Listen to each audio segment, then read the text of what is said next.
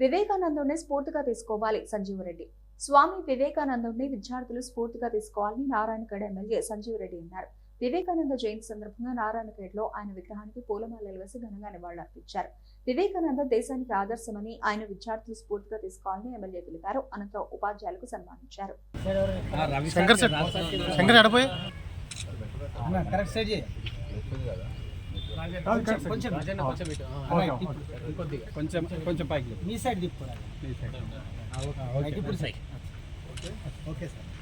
జై జై నంద వివేకానంద, జై జై నంద వివేకానంద. ఓ యువత మేలుకో, నీ భవితను ఏలుకో. ఓ యువత మేలుకో, నీ భవితను ఏలుకో.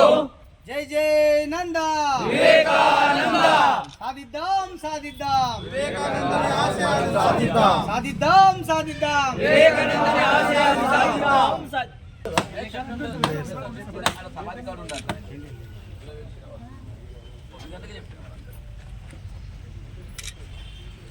అందరూ ఒకసారి బ్యాక్ రండి.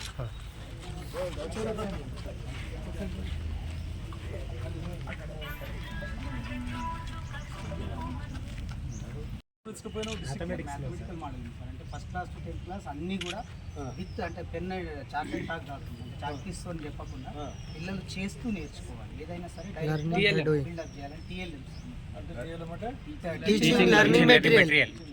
నేను టీచ్ చేయడానికి యూజ్ అవుతుంది. పిల్లలు కూడా నేర్చుకోవడానికి ఆడుతూ పాడుతూ నేర్చుకుంటారు. ఆడుతూ easy way to learn maths అన్నమాట. అంటే మ్యాథ్స్ని ఎట్లా ఈజీగా నేర్చుకోగలుగుతాం ఏ టాపిక్ అయినా సరే. మ్యాథ్స్ అంటే భయం పడతారు కదా సార్, అట్లా పిల్లలు చేస్తూ నేర్చుకోవాలి, రాస్తూ కాదు.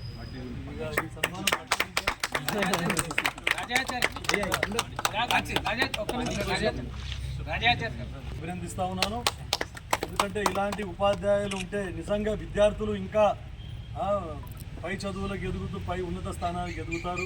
కాబట్టి అందరూ వినయ్ గారిని స్ఫూర్తిగా తీసుకొని ఇంకా విద్యార్థులను ఇంకా తీర్చిదిద్దాలని చెప్పేసి ఈ జయంతి సందర్భంగా కోరుకుంటాము. జయంతి సందర్భంగా ఇక్కడికి వచ్చినటువంటి అందరికీ సోదరులందరికీ సోదరులకు నమస్కారం. ముఖ్యంగా వివేకానంద గారు ఏం చెప్పిందంటే యువతను మెలుకో అని చెప్పేసి మన భారతదేశ సంస్కృతిని విదేశాలలో కూడా చాటి చెప్పిన మహానుభావుడు మన స్వామి వివేకానంద గారు. స్వామి వివేకానంద గారు ముఖ్యంగా యువతను ఉత్తేజపరిచి దేశభక్తిని వారికి వివరించి మన దేశాన్ని కాపాడుకునే విధంగా, తర్వాత మన సంస్కృతిని కాపాడుకునే విధంగా ఎంతో ఆయన దానికి ప్రయత్నించడం జరిగింది. తర్వాత ఇంకా మన భారతదేశంలో యువత అనేది అన్ని దేశాలతో కంపేర్ చేస్తే యువత చాలా ఎక్కువగా ఉంది. అప్పుడు స్వాతంత్ర పోరాటంలో కూడా బాలగంగాధర తిలక్ వాళ్ళందరూ చెప్పిండ్రు, మనకు చాలామంది యువకులు ముందుకు రావాలి స్వాతంత్ర పోరాటంలో అని కూడా అప్పుడు చెప్పడం జరిగింది. ఒక స్లోగన్ ఇచ్చిన ఆయన, దుబలా పట్ల మనుష్య దునియా మే కోయి బడా కామ్ నహీ కర్ సక్తా. వివేకానంద గారు కూడా మనకేం చెప్పింది, మనకు ఇనుప కండరాలు ఉక్కు నరాలుగా ఉండాలి, ఎప్పుడు దృఢత్వంతో ఉంటేనే మనము దేశాన్ని ముందుకు తీసుకోగలుగుతామని యువత మేల్కోవాలని చెప్పేసి చెప్పడం జరిగింది. కాబట్టి మన భారతదేశంలో యువత ఎక్కువగా ఉంది. అయితే మన దేశ సంస్కృతిని విదేశాల్లో తీసుకొని పోయి ఘనంగా చాటి చెప్పిన ఘనత మన స్వామి వివేకానంద గారు. పాశ్చాత్య దేశాలు మన భారతదేశ సంస్కృతిని సాంప్రదాయాన్ని వాళ్ళు అలవాటు చేసుకుంటూ ఉంటే మన భారతదేశ యువత పెడదోబట్టి పాశ్చాత్య నాగరికతకు అలవాటు పడుతూ ఉన్నారు. దాని మీద మనం అందరం కూడా యువకులము, ముఖ్యంగా చాలామంది ఉపాధ్యాయులు ఇక్కడ అది గమనించి యువతను ఇప్పుడు వచ్చే భావి భారత పౌరులను వారిని కూడా తీర్చిదిద్దవలసిన అవసరం మీ అందరి మీద, మనందరి మీద బాధ్యత ఉందని చెప్తాము. ఎందుకంటే విపరీతపు అలవాట్లు సొసైటీలో యువత చాలా డ్రగ్ అడిక్షన్కు గురవుతూ ఉంది. ఇప్పుడు ఈ ప్రభుత్వం ఏర్పడిన తర్వాత కూడా ముఖ్యంగా ఈ డ్రగ్స్ మీద, నార్కోటిక్స్ దాని మీద చాలా ఉక్కుపాదం మోపి అన్నీ అణిచివేసే విధంగా కృషి చేస్తాం. తర్వాత ఈ మాదక ద్రవ్యాలన్నీ కూడా ప్రివెన్షన్ చేయాలని చెప్పేసి సో ఈ ప్రభుత్వం కంకణం కట్టుకొని యువత గురించి మీరందరూ చూసిన మొన్ననే మన గౌరవ ముఖ్యమంత్రి గారు రేవంత్ రెడ్డి గారు స్కిల్ యూనివర్సిటీని అక్కడ ఏర్పాటు చేసుకోవడం జరిగింది.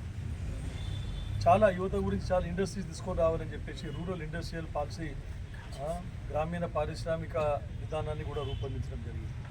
దాంట్లో భాగంగా యువత గురించి నిరుద్యోగ సమస్యను తీర్చడానికి నేను కూడా నా వంతు కృషి చేస్తూ నారాయణఖేడ్కి పారిశ్రామిక క్లస్టర్ తీసుకొని రావాలని చెప్పేసి నేను ప్రయత్నం చేస్తాను.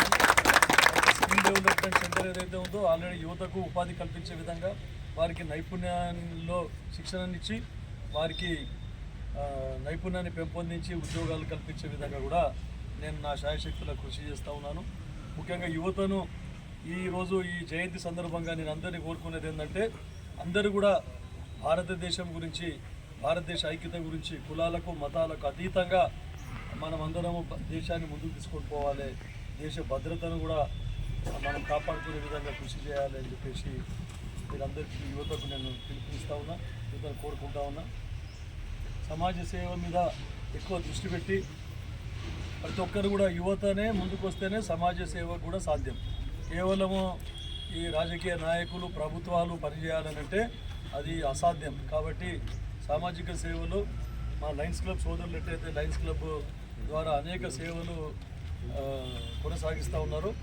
యువజన సంఘాలు ఎన్నో చోట్ల యువజన సంఘాలు వాళ్ళందరికీ కూడా నేను ఈ జయంతి సందర్భంగా కోరుకునేది ఏంటంటే మీ శాయశక్తుల మీ ద్వారా ఏదైతే ఉన్నదో దాన్ని కూడా ఈ సేవా కార్యక్రమం కొనసాగించాలని చెప్పేసి.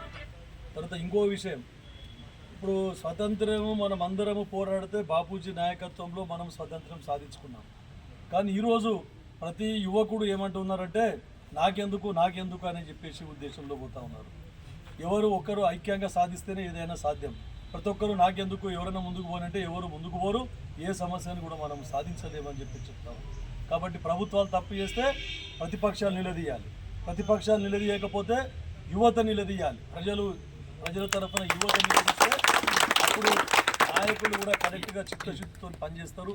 లేదంటే మీరు ఎవరు అడగకపోతే ఈ కాలంలో ఏ ప్రభుత్వాలు కానీ ఏ నాయకులు కానీ సరిగ్గా పనిచేసే విధానం లేదు. కాబట్టి ప్రశ్నించడం చాలా ముఖ్యం. ప్రశ్నిస్తేనే అన్నీ మనం సాధ్యం. కాబట్టి మీకు అందరికీ మరొకసారి యువతను కోరుకునేది ఏంటంటే ఎక్కడ అన్యాయం జరుగుతుందో అక్కడ ఖచ్చితంగా మీరు ప్రశ్నించవలసిన బాధ్యత చెప్తూ మరొకసారి ఈ స్వామి వివేకానంద ఆశయాలను మనమందరం కలిసి ముందుకు తీసుకొని పోవాలని చెప్పేసి కోరుకుంటూ ముగిస్తాం.